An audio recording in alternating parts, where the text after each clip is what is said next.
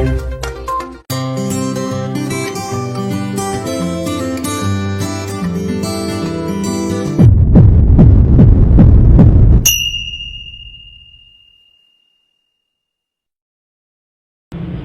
वालेकुम नाज़रीन, आज की बात में खुश आमदीद। मैं हूँ आपकी मेज़बान कायनात।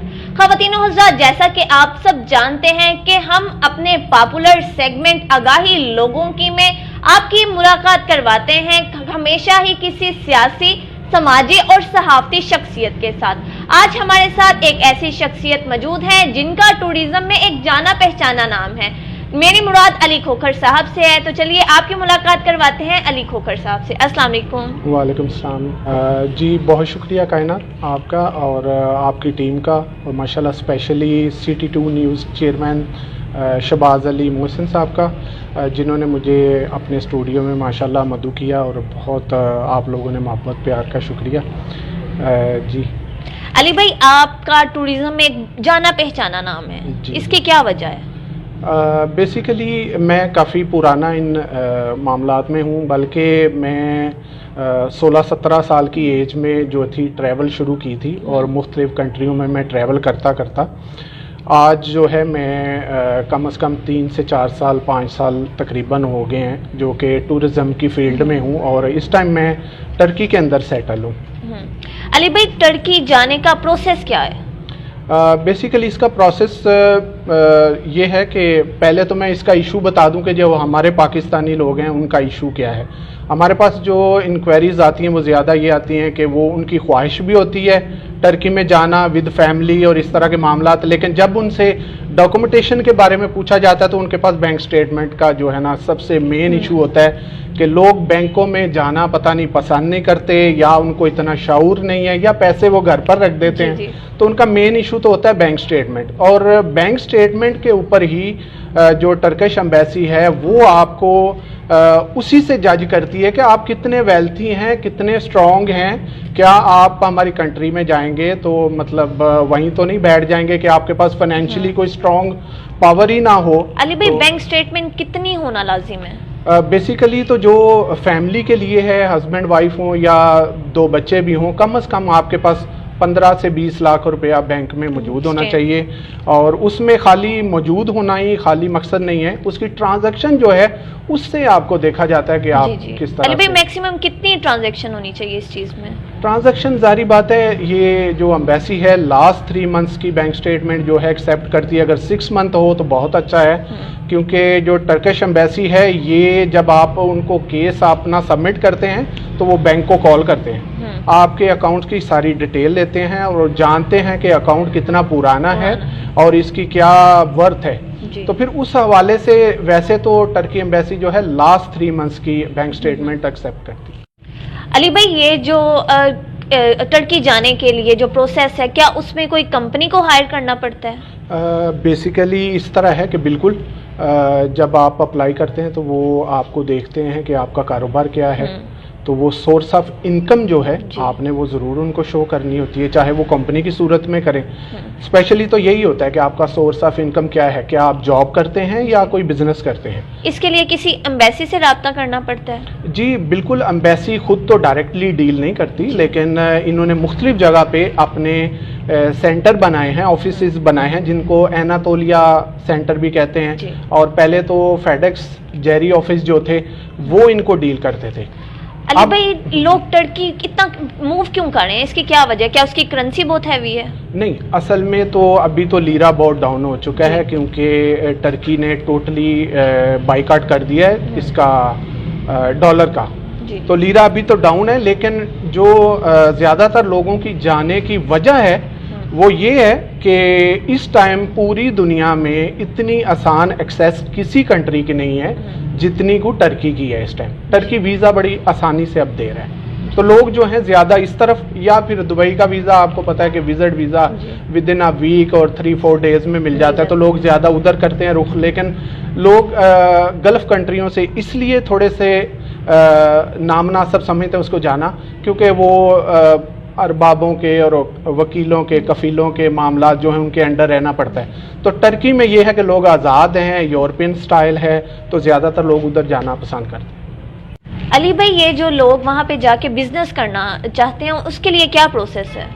دیکھیں وہاں بزنس مختلف قسم کے بزنس ہیں. پہلی چیز تو اس کا میں ایک نیگیٹو افیکٹ آپ کو بتا دوں کہ جو بزنس کرنے کے لیے جاتے ہیں ان کو جو ایشو آتا ہے وہ مین ایشو ہے لینگویج کا, کیونکہ ٹرکش جو ہیں وہ کوئی اور لینگویج نہیں بولتے اور وہ صرف ٹرکش کو ہی پریفر کرتے ہیں. تو ہمارے لوگ جو جاتے ہیں ان کو اگر ماشاءاللہ اگر کوئی بڑا ایجوکیٹڈ بندہ وہاں چلا گیا ہے تو اس کو ظاہری بات ہے ٹرکش نہیں آتی, چاہے وہ اس کو انگلش اچھی آتی ہے, لیکن ٹرکش جب وہ انگلش بولیں گے نہیں آپ سے تو آپ کو ڈیفیکلٹی آئیں گی اس میں.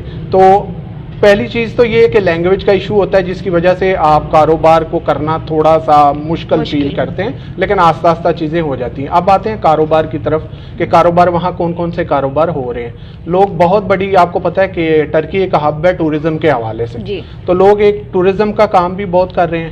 لوگ یہ صنعتی شہر ہے گارمنٹس اور ٹیکسٹائل کے حوالے سے بھی, اور لوگ ٹیکسٹائل کا بھی بڑا کام کر رہے ہیں. یو کے وغیرہ میں بہت ساری ٹیکسٹائل ہماری جو ٹرکی سے وہ امپورٹ ایکسپورٹ کا سلسلہ چلتا ہے اور یورپ میں بھی بہت جاری ہے. اس کے بعد لوگ یہ مختلف کنسلٹنسی لیگل کے حوالے سے وہ بھی کام کر رہے ہیں. جو مین بڑا کام ہے وہ ہے ریئل اسٹیٹ کا, جو کہ آپ کو پتہ ہے کہ اس ٹائم ٹرکی جو ہے سٹیزن شپ بھی دے رہی ہے, اور پہلے تو $2.5 لاکھ پہ تھی اور اب ڈالر کی کوئی اپ ڈاؤن ہونے کی وجہ سے اب میرے خیال میں اماؤنٹ تھوڑی سی بڑھ گئی ہے, لیکن یہ ہے کہ ریئل اسٹیٹ کی بہت بڑی مارکیٹ ہے.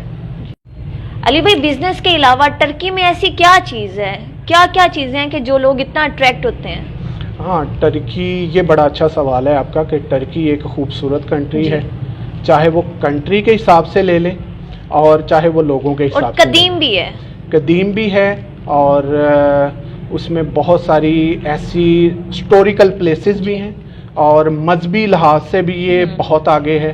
مذہبی لحاظ سے بھی بہت سارے صحابہ کرام رضی اللہ تعالیٰ عنہ, جس میں حضرت ایوب انصاری آپ کے بڑے جلیل و قدر صحابہ کرام میں سے ہیں, ان کا روضہ پاک وہاں پہ ہے. دوسرا یہ ہے کہ جلال الدین رومی رحمۃ اللہ علیہ کا مزار پاک ہے کونیا میں, اور اس حوالے سے یہ ہے کہ دوسری تمام, آپ کو پتہ ہے پہلے ٹرکی کا جو ٹوٹلی ہولڈ تھا وہ سعودی عرب مدینہ پاک میں زیادہ تر تھا, تو جتنے آپ کے تبرکات ہیں زندگی کی استعمال شدہ چیزیں ہیں وہ ساری ٹرکی میوزیم میں پڑی ہیں قوم کپی میں. سر پاکستانی حکومت کو ایسا کیا کرنا چاہیے جس سے وہاں پہ جانے والے لوگوں کی جو ہے وہ بزنس جو کرنا چاہتے ہیں ان کے لیے اور آسانی پیدا ہو سکے؟ کائنات, آپ کا یہ بہت اچھا سوال ہے. اس میں تھوڑی سی بڑی ڈیٹیل کے ساتھ بریفنگ کر دوں کہ دیکھیں اس سے اچھا اور تعلق کوئی نہیں ہو سکتا پاکستان اور ٹرکی کے درمیان کے صرف اور صرف پاکستانی جو لیگلی جا رہے ہیں اور وہ اپنا ویزا 1 ایئر کے لیے اور 2 ایئر کے لیے کنورٹ کرنے کی گورنمنٹ کی طرف سے اجازت ہے, نہ کہ آپ کو پتہ ہے کہ اس ٹائم انڈیا, سری لنکا, بنگلہ دیش, یہ اگر وہ جاتے ہیں تو ان کو ویزا تو الاؤ ہوتا ہے لیکن وہ آگے اس کی ایکسٹینشن نہیں کر سکتے. تو اس سے بڑا میں سمجھتا ہوں ایک اچھا تعلق ترکی اور پاکستان کے درمیان ہو نہیں سکتا. سر کیا آپ کو نہیں لگتا کہ پاکستان میں کوئی گرومنگ سینٹر ہونا چاہیے جس میں الگ الگ جو ہے لینگویجز سکھائی جائیں, جس میں جانے والوں کو مزید آسانی پیدا ہو سکے؟ جی بالکل, ایسے ادارے بہت سارے کام کر رہے ہیں, اور ایون ہم لوگ بھی جو ہے ابھی 2 آفس لاہور میں سٹارٹ کر دیے ہیں جس میں ہم مختلف لینگویج کے اوپر بھی فوکس ہے, اور آلریڈی کلاسز دے بھی رہے ہیں ہمارا سٹاف جو ہے نا. وہاں پہ سر جو جابس کرنا چاہ رہے ہیں ان کی سیلری پیکیج کیا ہے؟ اس میں کائنات میں مزید جو ہے آپ کے سوال میں مزید کچھ چیزیں شامل کر دیتا ہوں.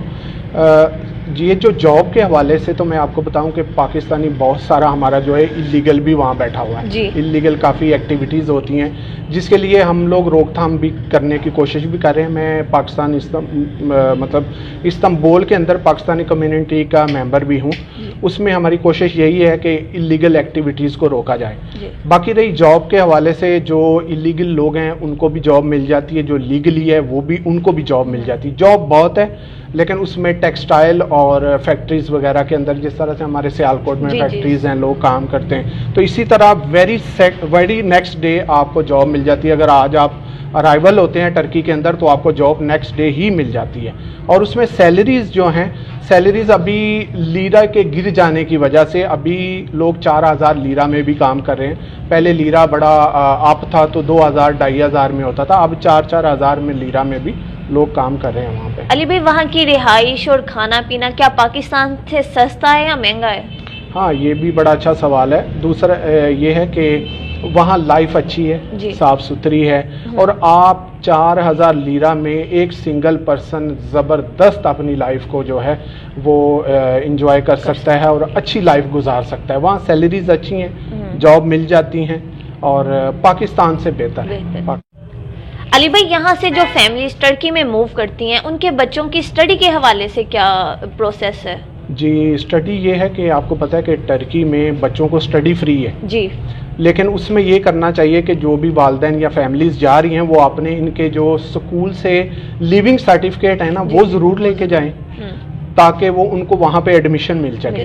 तो दूसरा ये कि टर्किश जितने भी गवर्नमेंट के स्कूल्स हैं उनमें स्टडी फ्री है, प्राइवेट में जाएंगे तो वो बहुत एक्सपेंसिव है।